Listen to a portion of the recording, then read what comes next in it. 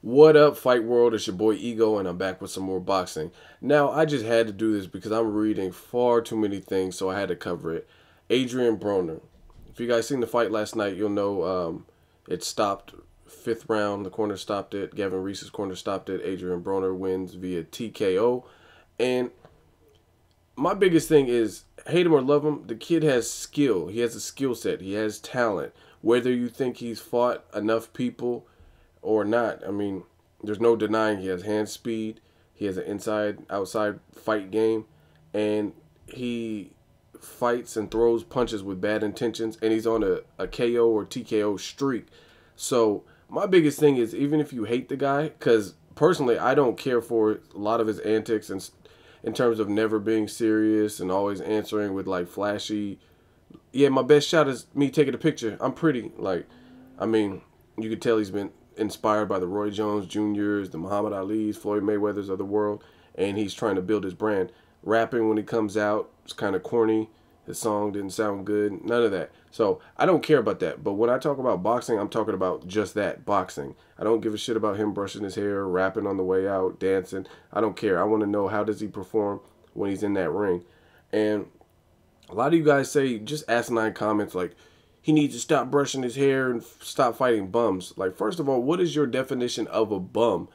To call Gavin Reese a bum, and don't get me wrong, I didn't know shit about this dude before the fight. I had to do some research, but the guy hasn't lost in 4 or 5 years. I'm not saying he's fought the hardest or top level competition. However, he's only lost once out of a bunch of fights, and not everyone's guaranteed a bum. Just because you're from Europe doesn't mean you're a bum. And even if you are a bum, that doesn't mean you don't have a chin. That doesn't mean you're willing to go out easy.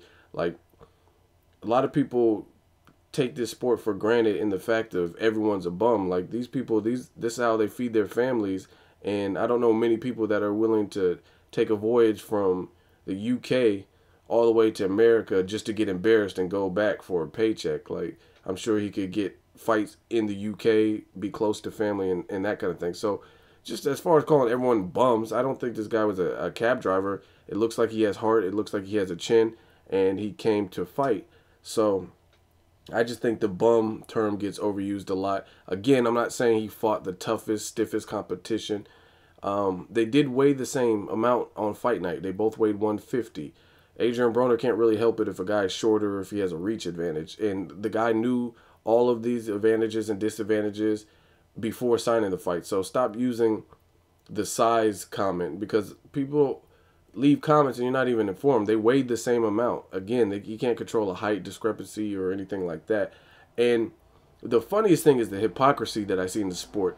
You talk about Broner weighing more than Escobedo or Gavin Reese, and he weighed the same as Gavin Reese, but I'm reading comments of uninformed people. But they're saying comments about Canelo being the greatest on their channel or on their other videos and stuff. So Canelo and Chavez Jr., they're prime examples of people who put on a lot of weight during fight night. And again, that doesn't necessarily indicate anything. If you watch the pace of the Floyd Mayweather Jr. versus Victor Ortiz, Floyd Mayweather came in like he always does, not weighing too much more than the fight weight limit. And Victor Ortiz, I think, weighed 163 on fight night. That doesn't mean you're guaranteed going to win. It depends on your skill set. So that's one thing. Gavin Reese and Adrian Broner, for example, they weighed the same. The only size disadvantage is that Broner is taller in the reach advantage. But again, some of you guys need to view the sport from a realistic. And I don't know if you know how muscle works, but just because Adrian Broner appears bigger, like, that's his build. He has his back looks really wide and looks like his neck is thick. But that doesn't mean they don't weigh the same just because he appears bigger. I mean, because it looked like Gavin Reese had strong legs and calves, like, if you were to analyze the fight. So I'm reading all kinds of stuff that Adrian Broner was weighing 165 during fight night and all kinds of just crazy shit. Aside from that, you can't doubt and deny that this kid has skill. I feel a lot of the comments that I'm getting, people are sending stuff to my inbox, Twitter, etc., and it's asinine. You're saying he sucks, but you're also trying to match him up with Lucas Matthysse, saying he needs to fight Lucas Matthysse, Brandon Rios, Danny Garcia. He needs to move up to 140. He's 2 fights in deep into another division. And that's hypocritical. Abner Mars just moved to 126. So if he doesn't fight Orlando Salido, his first fight, if he doesn't fight Wama Lopez, are you going to say he's ducking? Or are you going to say he's scared? Or are you going to say he sucks? If he doesn't fight Mikey Garcia, his very first fight at 126? No. And I'm hearing stupid shit like Broner, he's cherry picking and he's ducking. He moved up in weight and fought the #1 ranked guy at that weight division, which was Antonio DeMarco. And I don't understand how that's cherry picking. This fight with Gavin Reese wasn't even supposed to take place. They tried to make a fight with Ricky Burns, another title holder in the division. He's in a new division. And whether you like Ricky Burns or not, he's still a title holder in the division. And he's on a win streak. So that fight couldn't get made because of Ricky Burns. He said he didn't have enough time to train or whatever. So calling him a cherry picker and ducker, that's stupid. And again, it just sounds hypocritical, like you want him to lose, so you're matching him up. Basically, when you're saying comments like that, you're basically doing the opposite by saying he obviously does have a skill set, because if he didn't have a skill set, then why would you want him to face the hardest hitting punchers in the division above him? I even had someone say that he needs to fight Timothy Bradley, who fights at a 147. So your statements and your comments actually do the opposite of what you're suggesting. You're saying he sucks, but in the same breath, you're saying he needs to fight a devastating puncher like Lucas Matthysse, someone with the chin and a pressure style that hits hard like Brandon Rios, a title holder at 140, Danny Garcia, and the list goes on. And some of you guys are getting fucking ridiculous. There's a boxing page on Instagram that I follow. I won't say any names, but they had a question and it said, out of Amir Khan, Danny Garcia, and Lucas Matthysse, who poses the most problems at 140 for Adrian Broner? And they had the nerve to say Amir Khan. They said out of all of those fighters, out of those 3 fighters at 140, if they were to fight Adrian Broner, Amir Khan gives Broner the most problems. That's ridiculous, because Amir Khan's an entertaining fighter, but he fights amateurish. I'll watch his fights just because he's entertaining, but Amir Khan, out of all of those people, out of all those people, he probably hits the least hard. 2, he has the most suspect chin, glass chin, out of all of those people listed. So the only thing he really has to his advantage would be his length and reach and his speed. But he has no head movement. He has no inside fight game. Adrian Broner looks like he's pretty lethal with mixing up punches and his uppercuts, and he does the up and down like Roy Jones was saying, where he attacks the head and then goes to the body, and he definitely makes the body pay, especially when he has his man hurt. Look at the Antonio DeMarco fight. I honestly think that's pretty much what caused Antonio DeMarco to actually get TKO'd in that fight. Those body shots, they took its toll and paid dividends later on. If you watch Edwin Valero, and this is just traditional Mexican fighters like Edwin Valero fight in a gutsy, strong-willed, heart-filled performance, but they don't necessarily they don't necessarily mix it up. Like, they have like kind of a brawling type of fight. So Edwin Valero was headhunting a lot more than Adrian Broner did. And again, I think that's why Adrian Broner, when he fought Antonio DeMarco, he was actually able to stop him in the ring in the middle of the round, because those body shots actually paid off. Whereas some other fighters aren't going to concentrate on the body, they're going to be headhunting. So he's pretty smart for a 22, 23-year-old fighter. And just back to the Amir Khan thing, saying Amir Khan poses the most problems for him, I don't see that.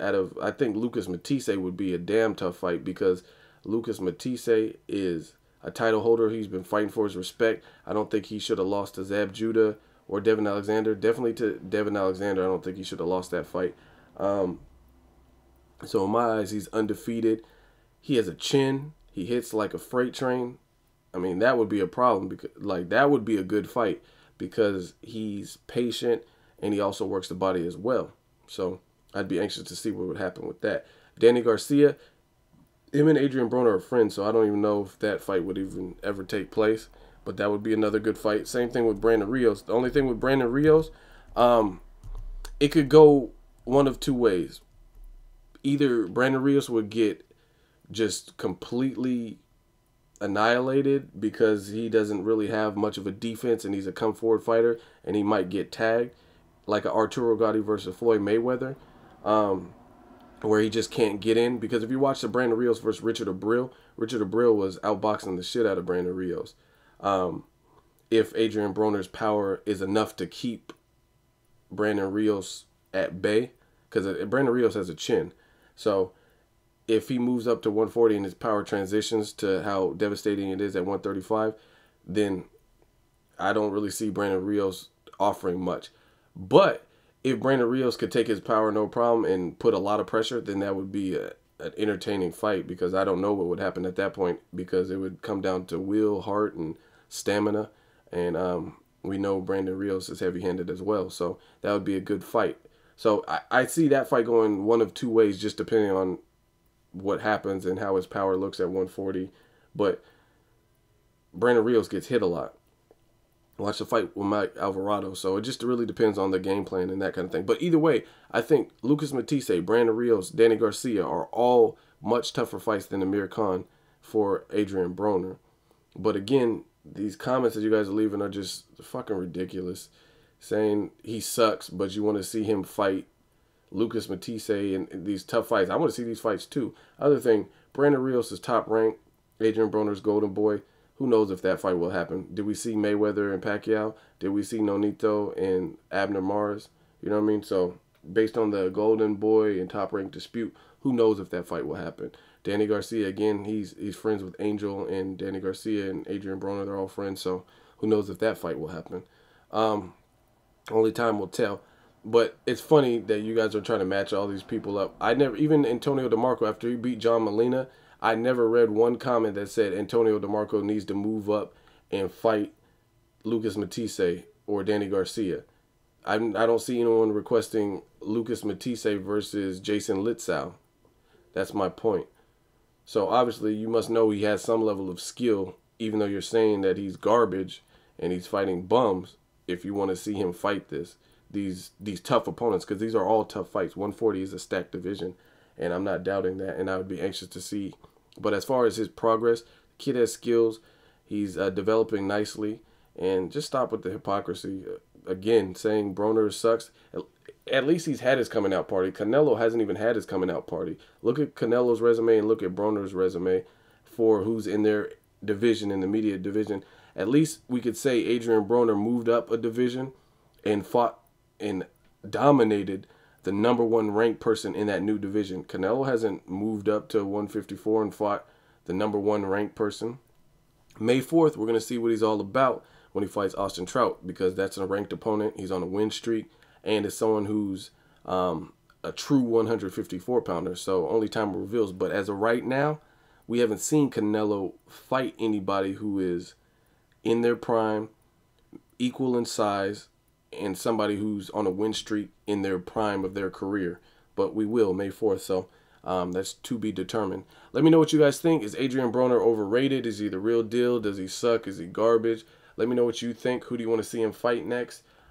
Personally, if he moves up to 140, obviously there's tons of fights that I would love to see, the ones that I mentioned in this video. If he stays at 135, I'd like to see a fight with Richard Abril or Vasquez, somebody who has a tricky, awkward style. See how they take his power. Gamboa fight would also be exciting, but I think he beats Gamboa based on the size differential, and Gamboa can get hit, and he comes in off balance a lot. Or Ricky Burns. I mean, that's really the only fights that I can think of that makes sense for Broner if he stays at 135. Let me know what you guys think. As always, hate, comment, or subscribe. Until next video, it's Ego signing off.